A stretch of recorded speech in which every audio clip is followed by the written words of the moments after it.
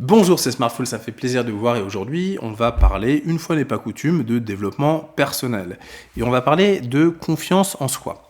Voilà, donc par exemple, moi je considère pas avoir énormément confiance en soi et c'est problématique à plus d'un titre. Pourquoi? Et bah tout simplement, voilà, là on a le petit laser rouge, super. Et bah parce que quand on veut faire preuve d'ambition, quand on a envie de transformer le monde et tout, et bah quand on se dit oui mais ouais bref je vais rater, c'est pas bon et tout, bah, c'est pas tip top. Et donc pour gagner confiance en soi, la meilleure des choses à faire, c'est de réaliser des projets. Voilà, réaliser des projets, parce que plus on va faire de projets, bah, plus on sait ce dont on est capable, et donc on a un socle sur lequel on peut se dire, bah, ok, je peux aller voir un peu plus haut, un peu plus challengeant. Et bah, à force, on peut faire des projets plus ambitieux et réellement ambitieux aux yeux peut-être d'un absolu de ce qui pourrait être ambitieux ou pas. Voilà. Alors après, vous allez me dire, mais non, mais faire confiance en soi, c'est justement ne pas avoir de compétences et se dire, ok, c'est pas grave, je vais apprendre en cours de route. Oui, d'accord, effectivement, faire confiance en soi, c'est pas avoir des connaissances et les mettre en œuvre, avoir vraiment confiance en soi pour mettre en œuvre des projets ambitieux, c'est se dire, ok, ça, j'y connais rien, mais je sais que je vais pouvoir apprendre en cours de route pour pouvoir gérer. Mais ça, faut être honnête, bah, c'est quand on réalise des petits projets petits, moyens, après des grands. Et c'est là où on va avoir confiance en sa capacité d'apprendre de nouvelles choses en cours de route qu'on ne connaissait pas. Et c'est de là où vient une confiance en soi. Alors, il y a deux types de confiance en soi. Il y a la confiance en soi qui est liée à la folie. Là où des gens se disent oui tiens voilà, ils s'imaginent comme ça que par un don de Dieu ils ont l'illumination totale. Ça c'est pas tip top hein, bon. Et puis il y a la confiance en soi qui est réelle. Voilà, j'ai fait plusieurs projets et bah, y a pas de raison de douter en fait. Voilà, j'ai fait plein de projets, il y a des trucs que je connaissais pas, j'ai appris durant le cheminement. Bon bah là effectivement c'est un projet challengeant. Voilà. Alors, au-delà de réaliser des projets, parce que là vous allez me dire, ok, bah, super le conseil, attends, merci, conseil vraiment incroyable. Il ne suffit pas de réaliser des projets, il faut aller aussi au bout de ces projets. Ça, c'est un point important. Pareil, tu vas me dire que c'est pas incroyable, tu l'as déjà entendu, mais c'est toujours intéressant de entendre d'une autre façon, d'un autre angle, certaines idées, parce que bah, ça permet de mieux les ancrer et de pleinement s'en immerger. Ok, et déjà pourquoi aller au bout de ces projets? C'est vrai, tu fais un projet, ça devient chiant et galère, pourquoi continuer en fait, hein? Bah, on a commencé un projet, on a appris les trucs, très bien. On l'abandonne et on prend le suivant. Quel serait le problème à ça?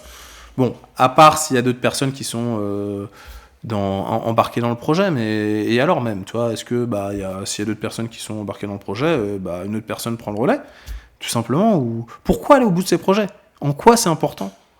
C'est pas si évident que ça en fait. Et moi, j'ai identifié un point, c'est le fait en fait de se savoir fiable.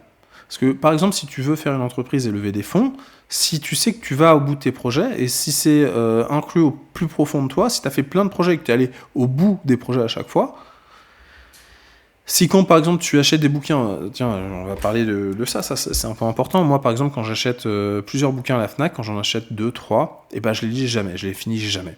C'est triste, mais c'est comme ça. Par contre, quand j'en achète un et que je me dis, voilà, un bouquin que j'ai vraiment envie de lire, et ben je vais au bout.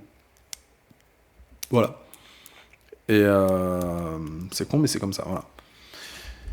Et donc je sais quand je peux être fiable ou non, et je sais bah, identifier les... Parce que voilà, quand on dit ah, tiens, un tel est fiable, un tel est pas fiable, en fait, c'est un tel se connaît suffisamment pour savoir quand il peut s'embarquer et dire ok, et quand il dit stop. Alors après, par exemple, dans le salariat, on est souvent embarqué. Tiens, moi, ça m'est arrivé, bon, je vais pas trop parler de ma vie privée, mais qu'on m'ait embarqué dans un projet où je n'avais pas du tout les compétences, bon, bah tant pis, hein, c'est pas moi je suis exécutant, je suis exécutant.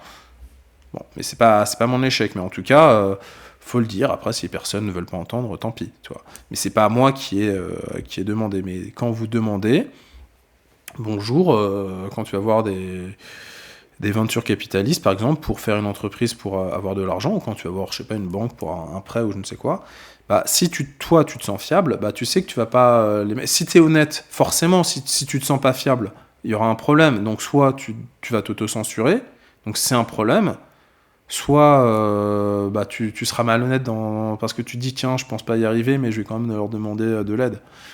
Pas tip top, tu vois. Donc c'est mieux de se sentir fiable, et pour ça le fait d'aller au bout de ses projets, parce que voilà, la confiance en soi, elle n'est pas liée d'une relation uniquement face à soi-même, elle est liée aussi d'une relation face à soi-même, mais aussi vis-à-vis des autres. Hein.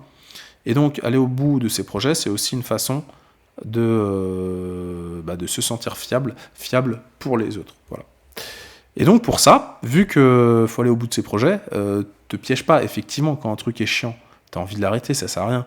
Donc choisis des projets déjà abordables, voilà. Des projets abordables, pas un truc trop compliqué, pas un truc trop ambitieux, justement. Réalise des projets, mais des projets abordables par rapport au niveau de confiance que tu as. Si tu te crois capable de rien, fais un truc très très simple. Ah tiens, je vais faire un trait sur un bout de papier. Ah là là, il est un peu courbé. Mais au moins, t'as fait un trait. On m'a pas dit qu'il devait être...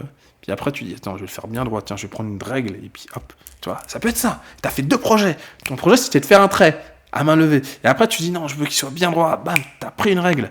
Et t'as fait un trait droit. Super. Bref. Non, mais j'exagère un peu, mais bon, bref. Et l'autre point, c'est de choisir des projets qui nous plaisent. Alors là, tu vois une petite formule. Sigma est égal à alpha fois T. T, c'est le temps que tu vas passer, par exemple, sur un projet. Mettons que tu vas passer 10 heures sur un projet.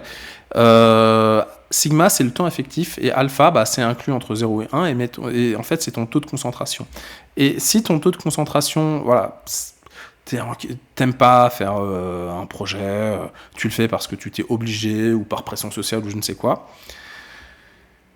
ton alpha est à 0,2. Tu vas passer 10 heures sur un projet, mais en fait, d'un point de vue effectif, c'est comme si tu avais passé 2 heures. Ok. Bon, maintenant, tu vas passer 4 heures sur un projet, mais tu es ultra motivé, tu as un alpha qui est à 1.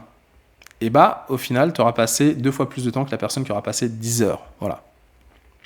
Et donc, c'est important, toi, d'optimiser son alpha. Voilà, c'est important d'optimiser son alpha parce que voilà, quand tu choisis un projet, si tu te fais mal, si tu passes des heures et des heures et des heures et des heures, tu vas te dégoûter et après c'est pas bon parce que tu n'auras plus l'énergie de faire des projets justement qui sont ambitieux et qui te permettront de croître à chaque fois. Donc c'est vraiment important d'essayer de choisir des projets qui te plaisent. Faut être aussi réaliste, tu n'auras jamais un sigma, un alpha totalement à 1, tu vois. Et des fois, tu devras faire des trucs qui te déplaisent. Mais fais en sorte que ça dure pas longtemps, si c'est le cas. Hein, c'est vraiment important de penser à son alpha. Il faut que... Toi, si par exemple, tu te lèves le matin et que tu fais autre chose, tu regardes des vidéos YouTube, tu as du temps libre, mettons que tu as une journée de libre, tu te dis, tiens, je vais travailler sur mon projet. En fait, tu n'as pas travaillé une seule seconde sur ton projet. C'est peut-être parce que ton alpha était très bas, toi. Bon. Et puis avoir des projets concrets à montrer. Voilà. Ça, c'est un autre point qui est important, je pense, dans la relation en fait qu'on peut avoir aux autres. Alors ça, c'est optionnel, hein, mais bon, je pense que c'est quand même important de l'avoir en framework. Quand tu fais un projet, n'hésite pas d'allouer 20% en fait à la communication. La communication, ça peut être une documentation, hein, d'accord ? T'es pas obligé de faire des vidéos YouTube, t'es pas obligé de faire des pubs, t'es pas obligé, ok ? Mais par exemple, tu fais un petit projet informatique, tu t'alloues 10 heures pour le faire, et simplement de se dire, ok, sur les 10 heures, il faut que je consacre 2 heures à faire une doc, à expliquer comment on l'installe, à expliquer peut-être mes endpoints d'API, enfin voilà. Je vais faire une petite doc pour que j'ai fait un petit projet informatique. Il faut que ce serait cool que des gens puissent l'installer, le tester, voilà. Parce que c'est là où ça va prendre de l'ampleur, où ton projet va prendre de l'ampleur. Autre point, et j'allais oublier, j'allais vous dire au revoir sans en parler, c'est horrible ça. Pour aller au bout de ces projets, il faut définir quand est-ce qu'ils finissent. Ça, c'est extrêmement important. Parce que sinon, un projet, tu peux toujours l'étendre à l'infini. Tu fais un petit projet, tu dis, tiens, mais je pourrais faire ça, et je pourrais faire ça, et je pourrais faire ça, et je pourrais faire ça, et je pourrais faire ça. Et à un moment, tu dis, putain, merde, je suis pas allé au bout du projet. Alors qu'en soi, t'es allé beaucoup plus loin que ce que tu pensais faire au départ. Tu auras toujours un sentiment d'inachevé si tu ne définis pas dès le départ, parce que si tu ne définis pas dès le départ, en fait, quelle est la fin de ton projet. Et on parle de projet, on parle pas de produit. Hein. Un produit, ça a une durée de vie infinie. Voilà. Je sais pas si vous connaissez le mode projet, le mode produit. Le mode produit, en fait, un produit, bah, ça vit tout le temps et ça évolue tout le temps. Il y a pas, on définit pas ce que c'est.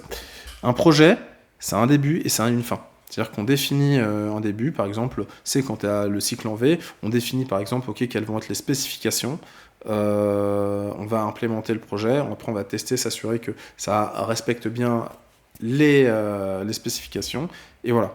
Et généralement, on définit aussi un temps, un délai, une deadline, tu vois. Alors qu'un produit, effectivement, il y a... en fait, en Scrum, non, il n'y a même pas de délai ou de... Généralement, ça se roll tout le temps, en fait. C'est... tu as des mini-cycles en V, peut-être. Tu as des mini-échéances. Et toutes les 2 semaines, généralement. En gros, un sprint, c'est d'une semaine à un mois. Donc ça peut être d'une semaine à un mois. Hein. Mais généralement, c'est 2 semaines. Ça, c'est en mode produit. Donc ça se finit jamais. Mais quand tu es en mode projet, bah, tu définis généralement un temps à allouer. Alors après, par exemple, si tu veux faire un petit projet, effectivement, c'est pas grave si tu passes plus de temps à le faire, vu que le but c'est d'aller au bout de ces projets, tu peux te dire, ah bah j'avais défini 10 heures, stop, tu vois. Non. Mais t'essayes quand même d'évaluer à peu près le temps que ça va te prendre, et tu te dis, ok, bah on s'arrête à ce moment-là.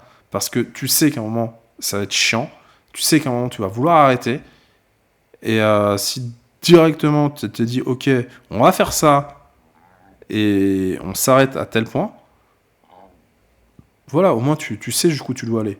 Et c'est aussi ça qui est important. Aller au bout de ces projets, c'est ok, tu définis avec toi-même un contrat où tu dis quand on stoppe. Et si tu vas jamais au bout de tes projets, bah, te dis pas ok, généralement tu t'arrêtes tout. Et on va faire plus petit, on va faire un truc qu'on va pouvoir finaliser. Et n'oublie pas, tu vois, c'est intéressant aussi d'inclure la communication, comme ça, bah, tu vas pouvoir communiquer que tu as fait un truc. Et on s'en fout aussi que ce soit un truc simple. Hein. Si tu me dis, mais non, j'ai pas communiqué, les gens vont se foutre de moi, ils ont un meilleur niveau. Wow. Voilà, rien n'est simple. Voilà. Effectivement, tu veux me dire le trait, si tu parles à des gens qui ont un super bon niveau en dessin, ils vont trouver ça ridicule. Mais enfin voilà, c'est pas grave. Le trait, c'est une blague. Hein, mais bon, enfin, c'est une blague.